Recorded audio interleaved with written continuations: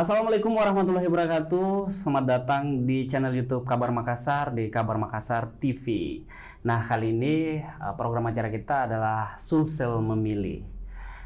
Dan di Sulsel Memilih ini untuk pertama kalinya kita berdiskusi bersama orang yang sangat, bisa saya bilang sangat kompatibel sesuai dengan tema kita hari ini, yaitu menakar elektabilitas bakal calon gubernur 2024 melalui komunikasi politik.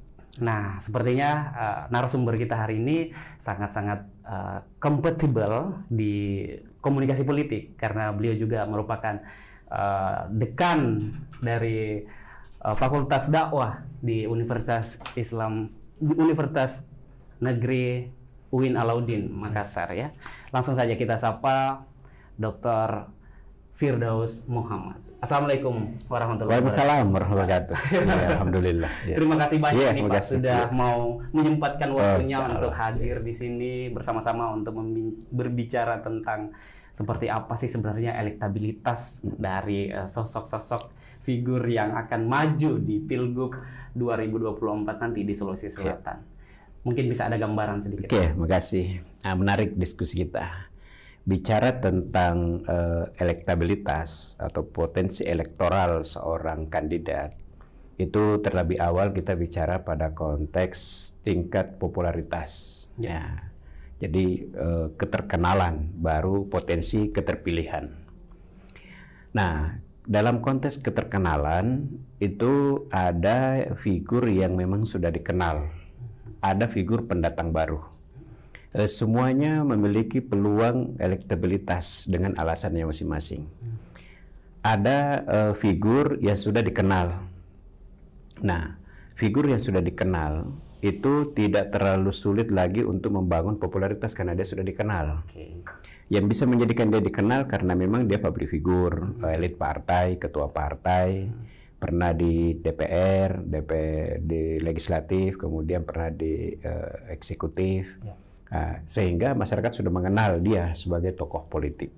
Misalnya wali kota, mantan wali kota, bupati, mantan anggota legislatif, mantan gubernur atau gubernur incumbent itu. Nah, itu adalah figur yang sudah memiliki keterkenalan. Nah, bagaimana dengan figur yang baru? Figur yang baru itu justru baru membangun popularitasnya. Tetapi kan banyak sebenarnya cara-cara instan ya untuk terkenal. Di antaranya melalui media sosial. Nah, sekarang ini orang sangat mudah untuk terkenal, tetapi juga ada kendalanya karena begitu banyak orang yang membangun keterkenalan sehingga sulit kita untuk menjadi sosok yang benar-benar menjadi pusat perhatian. Karenanya harus ada diferensiasi, pembeda. Nah, kalau misalnya orang pakai di media sosial apapun, hampir semua orang pakai gitu. Nah, sekarang bagaimana menggunakan media sosial misalnya, media mainstream ya, untuk kita menjadi terkenal? Nah, itu tentu ada strategi-strategi. Nah, untuk membangun strategi itu juga kita tidak bisa personal. Sehebat-hebatnya seorang tokoh politik membutuhkan orang lain. Ada tim sukses, ada tim media, ada yang membantu untuk isu-isu apa, bagaimana dia menghadiri acara ini. Karena kadang-kadang ada politisi yang menghabiskan pikirannya, energinya, waktunya, biayanya untuk menghadiri suatu acara, tetapi ada bahasa Orokopnya, salah piceh. Jadi dia hadir di situ menghabiskan itu tadi, kejar waktu untuk sampai di acara itu, kemudian biaya macam-macam. Tetapi begitu sampai di acara itu ternyata acara itu merugikan untuk dirinya, sehingga dia butuh pendamping. Kenapa orang yang baru terkenal itu punya potensi elektabilitas juga? Karena ada kecenderungan orang mau yang baru. Ini terbukti misalnya dari pemilihan anggota legislatif saja. Itu kalau pelantikan anggota legislatif itu banyakkan yang baru dibanding yang lama. Meskipun yang lama juga ikut lagi kontestasi, tetapi yang terpilih adalah banyak yang baru. Karena psikologi masyarakat, Anda sudah pernah dan sudah ketahuan kerja Anda. Kalau yang baru ini memberi harapan baru gitu. Nah, jadi dari ketidakpuasan masyarakat terhadap kerja-kerja politik, tokoh-tokoh politik itu menjadikan ada kecenderungan masyarakat mau memilih yang baru. Nah, potensi inilah yang bisa dimanfaatkan, psikologi masyarakat ini bisa dimanfaatkan kandidat baru. Nah, kandidat lama punya juga power karena dia punya infrastruktur lah ya, infrastruktur politik, ada partai, ada jabatannya. Tidak bisa dipungkiri jabatan itu besar pengaruhnya, Pak. Misalnya Anda bupati, mau sosialisasi di wilayah itu, Anda tinggal membuat program kerja yang kemudian menjadikan masyarakat suka kepada Anda. Padahal ini menggunakan program kerja sesuai dengan jabatan sebagai bupati. Nah, inilah yang biasa dimanfaatkan oleh incumbent. Tetapi kadangkala juga pemimpin atau tokoh yang sudah terkenal tadi itu tidak dipilih karena masyarakat sudah punya rekam jejak. Jadi sudah ada jejak digitalnya, sudah ada orang sudah tahu mungkin kerjanya. Yang tidak puas gitu. Kalau ini yang terpilih, begini cara kerjanya. Iya, udah ada penilaian. Ada penilaian. Ada penilaian. Nah, karenanya ada incumbent yang terpilih, misalnya sebutlah di Goa. Pak Adan Purita itu terpilih kalau tidak salah sampai 90% keterpilihannya. Di Bone, Pak Pasar Pajalangi juga terpilih lagi. Ini masing-masing melawan kotak kosong dan tingkat keterpilihannya tinggi. Nah, ini menunjukkan prestasinya, prestasi politiknya, keterkenalannya, sampai-sampai partai tidak bisa menyiapkan calon lawan sehingga partai semua mengusung dia. Lawanlah kotak kosong. Itu karena cara kerja politiknya yang terukur, disukai oleh masyarakat, dicintai masyarakat, dan terpilih lagi. Tapi itu tidak menjadi garansi. Jadi ada orang yang sudah sangat terkenal tetapi tidak dipilih. Ada orang yang baru terkenal dipilih. Karena masyarakat yang menentukan. Inilah yang harus dipahami oleh politisi. Ini harus diciptakan popularitas itu untuk mendapatkan elektabilitas. Jadi kan orang kan bilang tidak kenal maka tidak sayang. Tidak kenal maka tidak dipilih. Maka untuk dipilih itu harus terkenal. Dan dalam komunikasi politik itu bukan hanya memperkenalkan diri. Tetapi saya harus mempengaruhi orang untuk memilih saya. Harus milih saya, bukan Anda. Betul. Ketika kita berkompetisi, sama-sama kita terkenal. Tetapi saya berusaha bagaimana saya yang dipilih, bukan Anda. Anda juga melakukan hal yang sama. Jangan Firdaus yang dipilih, Al yang harus dipilih gitu kan. Itu tantangannya ke depan, Pak. Jadi kira-kira apa nih yang harus diperhatikan sama para bakal calon ini untuk dari segi komunikasinya ya? Kan ini kita sudah lihat nih ada beberapa calon ya yang sudah santer-santer terdengar di media kayak bupati-bupati yang ada di daerah itu kan. Bagaimana nih apa yang sebenarnya harus dia lakukan dalam segi komunikasi politik kepada masyarakat? Otomatis kan misalnya kalau misalnya dia di daerah tertentu, di daerah lain belum tentu. Nah, seperti apa nih sebenarnya, Pak? Ya, tetap bermodal dari popularitas tadi, ketokohan. Ketokohan politik. Nah, itu makanya kan politik itu pencitraan, Pak. Jadi harus membangun citra diri dan harus membangun jejaring politik. Anda tidak bisa menjangkau semua daerah, Pak. Itu. Jadi ketika mau menjangkau semua daerah, Anda habis energi, tidak maksimal. Makanya ada orang yang mengkalkulasi, melakukan mapping, pemetaan politik. Ini basis saya, ini basisnya lawan, ini begini. Jadi saya tinggal menghitung berapa suara yang memilih saya. Jadi tidak berdasarkan misalnya dapil, kalau ini calon gubernur. Jadi biarkan saya kalah di kabupaten ini, tapi saya dominan di kabupaten ini. Karena yang saya hitung adalah suara.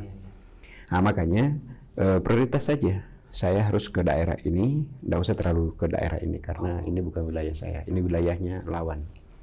Dan biasanya juga karena faktor geopolitik itu tadi, biasanya konstelasi politik itu dihitung dengan geopolitik bahwa saya di bagian selatan, Anda di utara, gitu.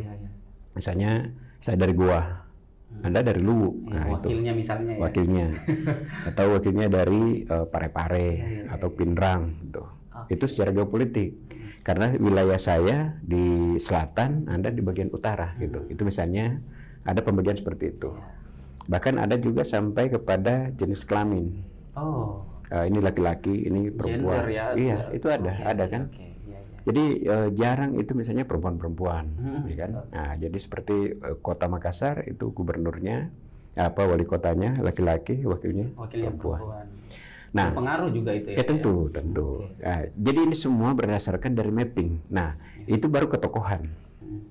Bagaimana kita terkenal, dikenal, dan harapannya dipilih. Nah, berikut yang terpenting lagi itu adalah apa jualannya. Program. Programnya ya. Jadi program saya apa ya kira-kira disukai oleh masyarakat. Nah, harus hati-hati juga bikin program. Karena program ini kalau tidak bisa ditunaikan bahaya. Bisa kita diamputasi tengah jalan. Misalnya, saya menjanjikan akan menaikkan haji. Nah, itu kan. Masyarakat yang seperti ini akan saya naikkan haji. Sementara begitu tercapai, saya tidak punya kekuatan menaikkan haji karena haji ditentukan kuotanya oleh pemerintah. Yang bisa saya lakukan naikkan umrah, itu misalnya. Jadi jangan sampai ini harus menaikkan haji, gitu. Sementara itu susah direalisasikan. Atau menjadi anggota DPR, saya akan bangun jalan dari sini sampai sana. Nah, itu nggak bisa karena bukan ranahnya. Makanya ketika membuat program yang realistis, dan harus Anda juga pahami tentang regulasi. Nah, dari inovasi itu, ketika Anda terpilih, itu bisa dilaksanakan dan bagaimana mengemasnya. Misalnya kan dulu ada pendidikan gratis, kesehatan gratis. Dulu itu isu itu sangat-sangat marketable. Di masa awal-awalnya Pak Sahrul misalnya dengan Agus Arifin Numan, sayang satu lah gitu, itu sangat marketable. Nah, ketika kita sudah punya produk, ada program kerja, itu juga harus masif. Membahasakannya ke masyarakat supaya dia pahami. Bahwa kalau si A ini jadi gubernur, akan seperti ini kita. Berdasarkan dari program kerjanya.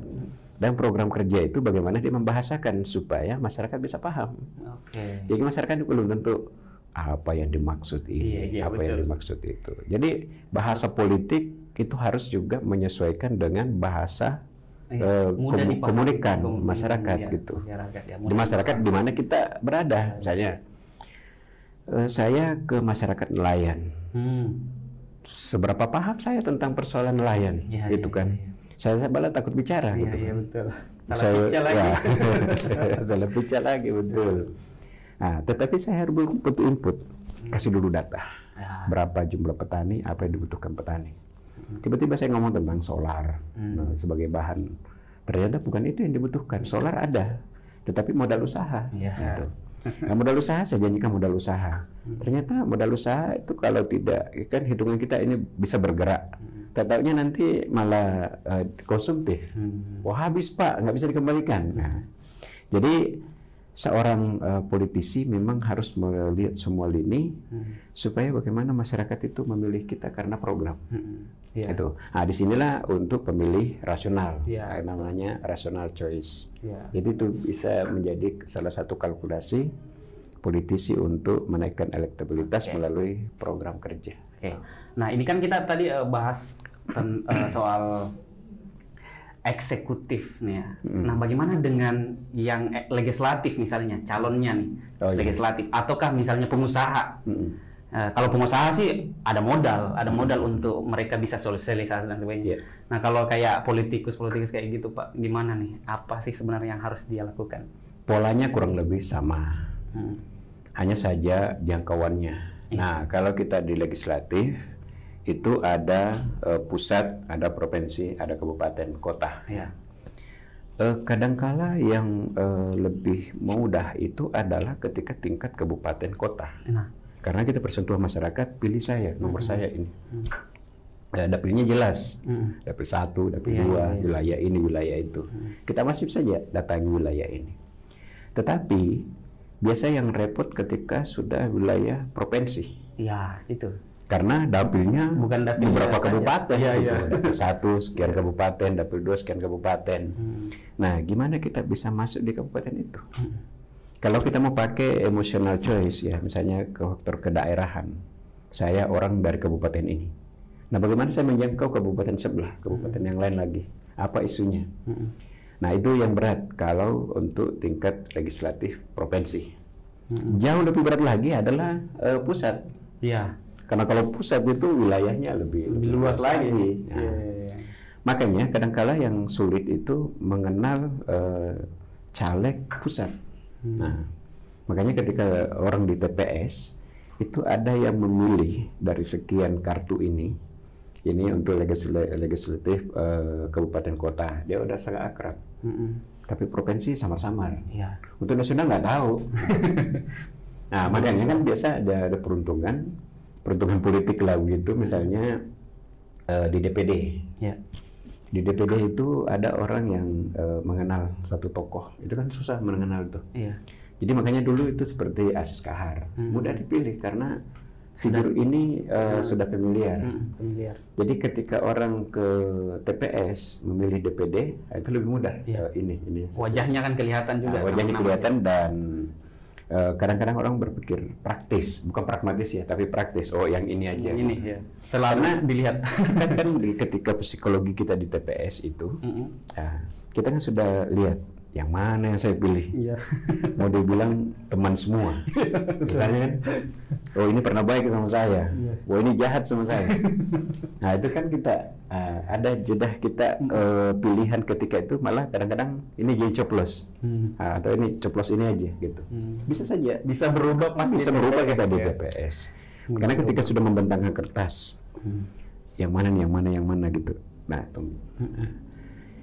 jadi seorang politisi itu harus yang diperkuat adalah mapping, pemetaan. Pemetaan potensi suara, isu-isu politiknya, dan terpenting lagi tadi adalah modalitas politik. Biaya. Tetapi sesungguhnya ke depan ini soal biaya bisa ditekan.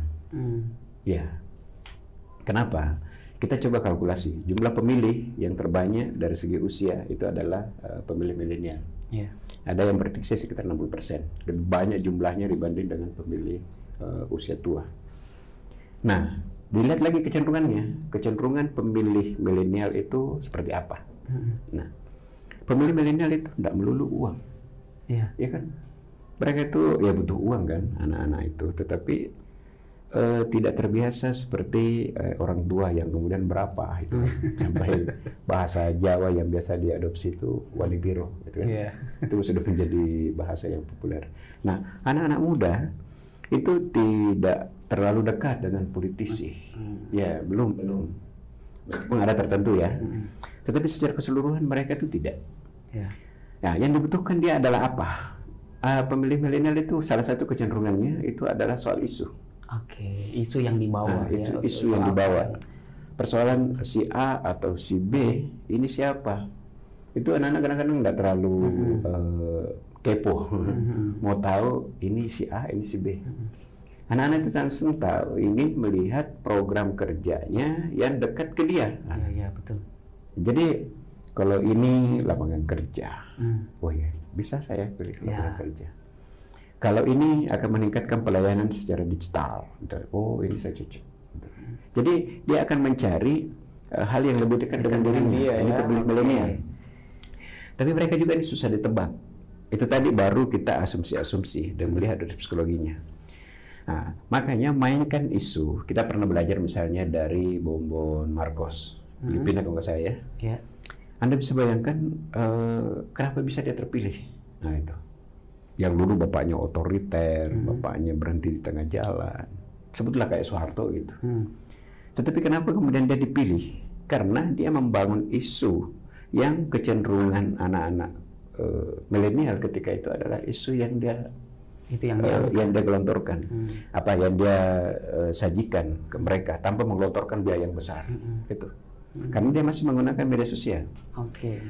Nah, cara-cara seperti misalnya kan Ganjar, kemudian Ridwan Kamil dan sebagainya dan seterusnya itu sesungguhnya membidik anak-anak milenial. Nah, makanya kalau politisi hari ini itu tidak bisa lagi ribut soal mahar politik apa gitu, harus mengeluarkan biaya ke situ banyak. Berapa uang kalkulasi untuk money politik. Sekarang bermain murah meriah gitu melalui media sosial, masif. Nah, sekarang bagaimana masuk ke anak-anak muda ini di kampus, memainkan isu, memainkan isu. UIN saja itu mahasiswanya 28.000, ya kan? Nah, dan mereka ini berjejaring ke seluruh daerah. Nah, misalnya seorang politisi itu bisa saja bagaimana menggait kampus. Saya mau menggait kampus, kan nggak boleh. Lembaga pendidikan nggak boleh. Tapi saya anggota DPR, Pak. DPR pusat. Saya mau masuk di kampus, tinggal hubungi ketua DEMA gitu kan, DEMA mahasiswa, Linda, saya mau masuk kampus, bisa fasilitas nggak? Saya akan kasih kuliah umum, misalnya. Fasilitasi dengan pimpinan fakultas kuliah umum, ya. Dan dia akan menjadi panggung politik, mengeluarkan biaya tidak banyak, Pak, gitu, untuk membangun keterkenalan dan jaringan politik. Hal yang menarik lagi kita akan bisa bahas itu adalah soal kandidat-kandidat, kandidasi politik di Sulsel.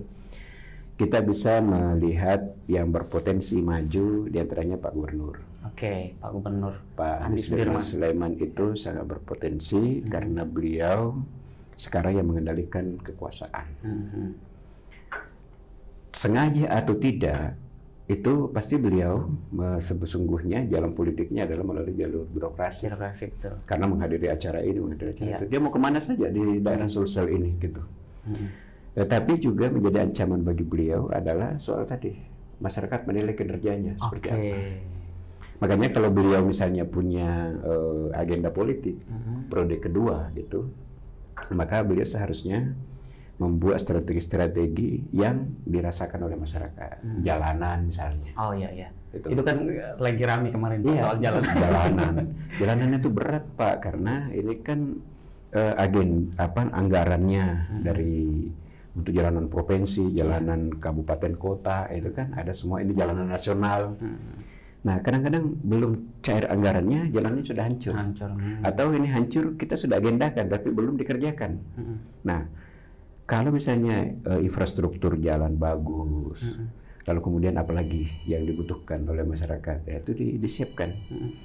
Nah, itu bisa menjadikan masyarakat memiliki ekspektasi tinggi, kemudian kepercayaan dan dipilih.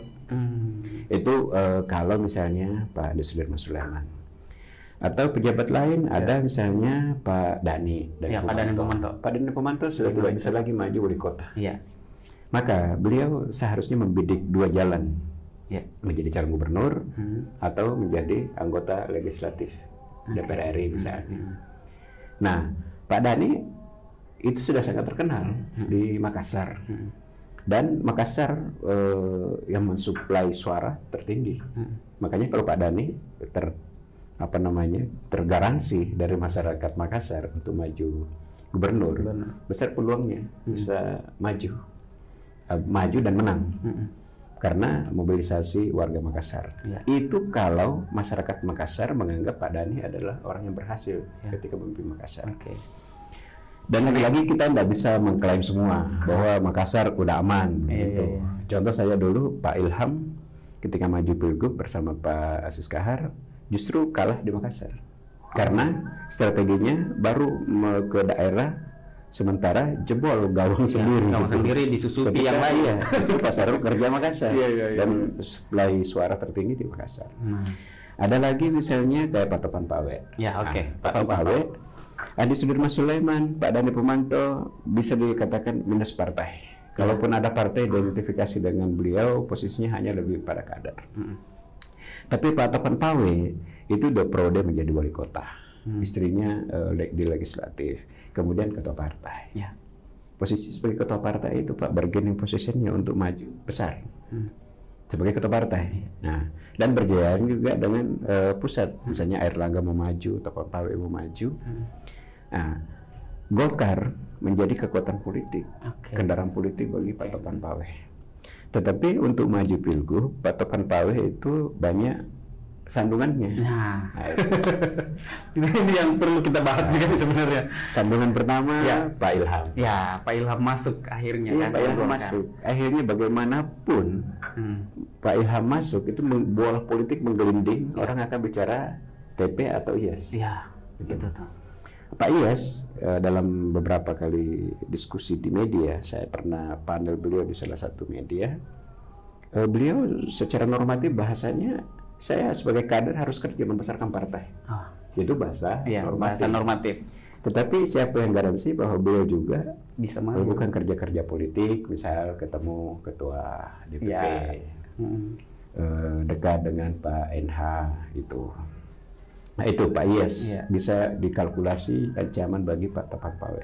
Artinya peluang lebih besar, tetapi ada juga sandungan. Ada sandungan-sandungan di dalam ya. Nah ada lagi misalnya Indah. Ya. Ya. Ini Dia dari Golkar. sosok perempuan, iya. Dia perempuan Golkar juga. Golkar juga. Sosok Artinya kan sandungan buat TP. TP Tapak juga. Pawe.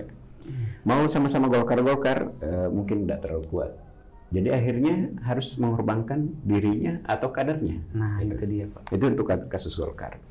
Selain Ibu Indah, karena dia perempuan, dia di eksekutif, sudah 2 periode, tapi juga belum aman. Oh, Karena beririsan dengan Ibu Ina Kartika, oke. yang ketua, Ketua ketua DPRD Iya. Sulsel, di legislatif. Hmm. Punya power juga, Punya power punya juga. jaringan politik juga. Nah makanya, karena kalau isu perempuan, Ibu Indah, Ibu Ina. anggaplah rivalitas dengan Iya, Ibu Ibu Ina Kartika, Iya. ketua DPRD. Oke. Itu dinamika misalnya di partai, di Golkar. Nah, ada lagi partai lain yang punya potensi juga seperti Rusdi Massa, Ya, Nasdem. Nasdem ya.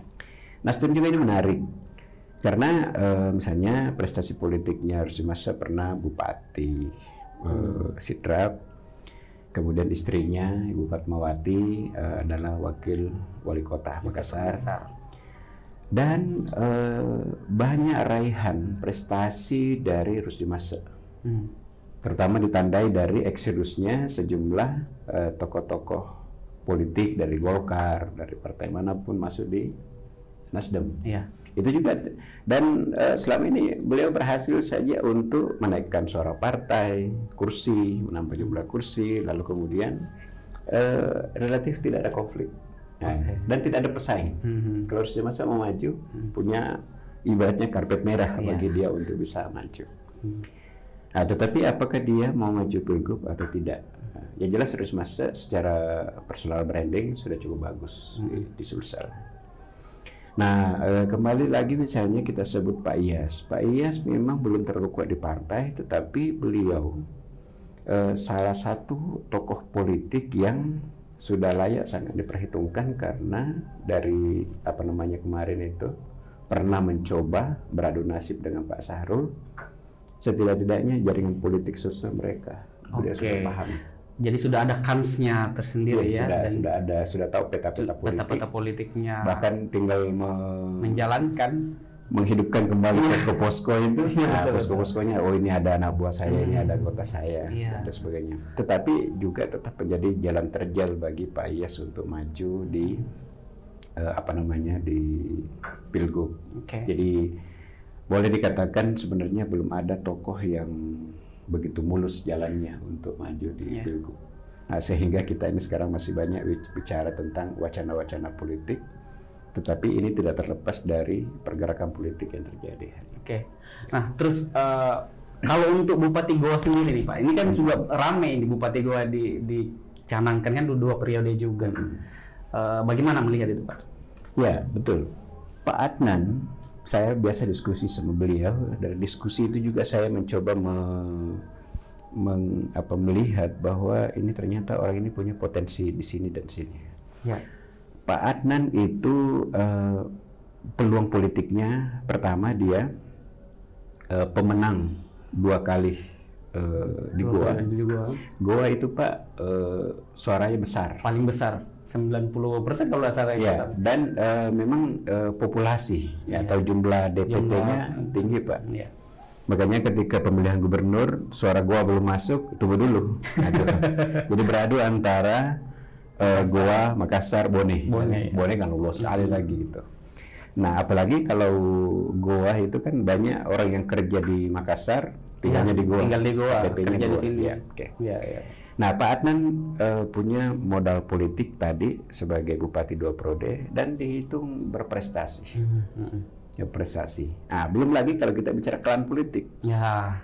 Kartu politiknya dari klan Yassin Limpo masih kuat. Masih kuat ya. Tambah misalnya Pak Sahrul Mentan. Lalu kemudian Pak Adnan. Oke.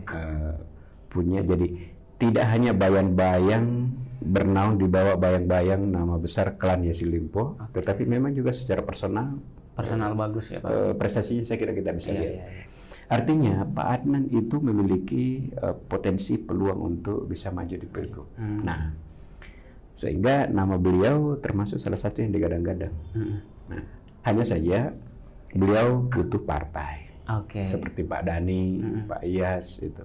Mereka butuh partai untuk maju ya Pak ya. Dan ada lagi tokoh-tokoh seperti Pak Iwan ya, dari Gerindra. Itu juga tokoh muda yang sebagai pemimpin partai.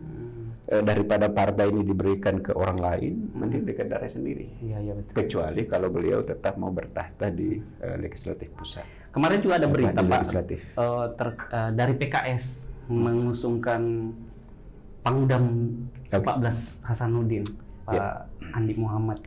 Bagaimana itu Pak? Pak Andi Muhammad sangat masif sosialisasi. Meskipun tetap dalam jalur beliau sebagai militer. Iya, sebagai militer. Tetapi orang dengan mudah membaca. Karena yang beliau lakukan adalah bersentuhan dengan masyarakat. Nah, yang biasanya kalau kita misalnya Pangdam, ya wilayahnya lebih dominan adalah pemimpin di kalangan militer. Di wilayah tertentu. Nah, sama kalau misalnya dekan wilayahnya ya tinggal fakultas. Ketika saya di luar, itu kemudian sudah berada di luar wilayah saya, itu wilayah kekuasaan lah begitu. Nah, karenanya beliau misalnya sangat aktif untuk salat subuh, terutama salat subuh ya. Positifnya itu ya Pak? Ya, saya pernah misalnya di Masjid Raya, di Masjid Al-Markas, saya dapat giliran subuh, itu malah didahului oleh beliau. Beliau dulu yang jadi pembicara, kemudian saya, kemudian kita salat subuh. Nah, itu misalnya. Artinya personal brandingnya dia udah bangun dari sikapnya. Sudah cukup bagus, karena begini juga. Kepercayaan masyarakat terhadap militer itu masih tinggi, terutama Sulawesi Selatan. Kita lihat misalnya pembuktiannya dari Prabowo. Prabowo sangat dominan pada periode Pilpres 2019 itu. Prabowo kuat di Sulsel. Nah, jadi kans militer juga tinggi, ya. Artinya ada peluang militer. Hanya kita sudah sering melihat cara kerja militer, cara kerja tokoh militer ya, tokoh berbasis militer. Kita belajar dari pengalaman Pak Rifai, ya kan, Pak Rifai dulu kan yang maju. Itu cara mengkonsolidasi kekuatan, memainkan isu dan persentuhannya dengan grassroots. Nah, dulu mungkin Pak Rifai itu terlalu elitis mungkin. Orang tahu Bapak tinggalnya di Jakarta, kan itu. Nah, Bapak setiap minggu terbang, jadi hanya aktif di sana, datang di sini. Nah, kalau Pak Andi Muhammad itu karena putra daerah, lalu kemudian dia jabatannya di sini, punya pasukan gitu. Dan itu tinggal, saya kira memang sangat cocok. Chemistry-nya dengan PKS. Beliau sosok masih militer, tapi militer yang religius. Nah, sangat beralasan ketika PKS membidik beliau. Nah, PKS harus juga diingat bahwa dia pengusung Pak Ade Sudarmo Sulaiman. Di periode sebelumnya. Dan saya juga chemistry-nya PKS dengan Pak Ade Sudarmo Sulaiman bertemu. Jadi tinggal ini melihat potensi antara Pak Ade Sudarmo Sulaiman atau Pak Andi Muhammad itu untuk konteks PKS, dan harus dihitung berapa nanti jumlah kursinya PKS. Dan masih ada juga menggadang-gadang Pak Amran Sulaiman juga akan ikut.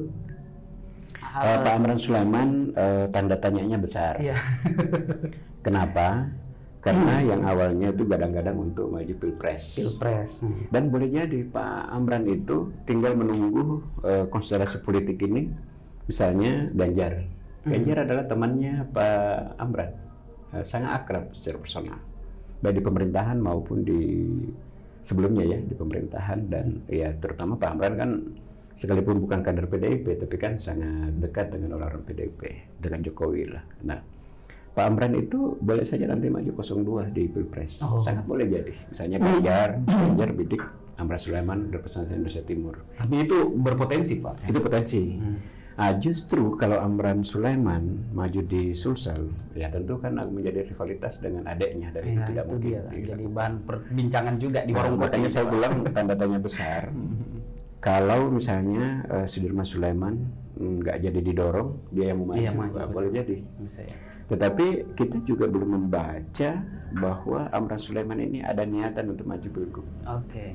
Jadi khawatirnya malah Pak Sudirman Sulaiman tidak, Pak Amran Sulaiman tidak, itu.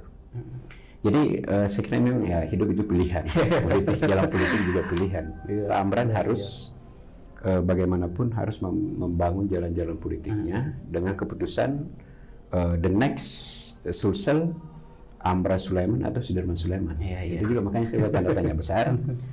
Tanda tanya besarnya selain dengan adiknya atau sekali membidik RI 2, juga beliau kan pengusaha Pak. Saya kira beliau menikmati dunia beliau itu sebenarnya dunia usaha. Jadi ketika ke politik itu kan kita membuang uang. Kalau kita pengusaha tambang kan, uangnya banyak. Bertambah uang. Bertambah uang. Tinggal ya lagi-lagi memang namanya kekuasaan itu kan candu, sehingga beliau pernah merasakan mana enak menjadi penguasa atau pengusaha. Tadi saya padukan dua-duanya. Saya kira ini perbincangan kita menarik, sangat kita membincangkan dengan penuh teka-teki. Betul. Kita membicarakan satu dengan yang lain itu ada reasoningnya. Tetapi karena ini masih sangat lama, 2023 tahun politiknya, 24 pemilihannya, masih sangat berwarna. Masih bisa terjadi. Sangat mungkin terjadi, ya. Ada yang buang handuk, pelan-pelan, ada yang langsung buang handuk, ada yang buang handuk pelan-pelan. Justru ada nanti malah muncul injury time. Itu sangat memungkinkan. Tapi yang itulah menariknya politik. Tapi yang pasti akan ramai ini Pak ya. Akan ramai karena banyak sosok-sosok yang jadi bahan perbincangan gitu. Bagi saya menarik, misalnya kan Iyas Reborn gitu kan. Iyas lahir kembali. Nah, ini Pak Iyas tinggal apakah momen politik ini masih cocok untuk Pak Iyas atau sudah beda eranya gitu. Betul.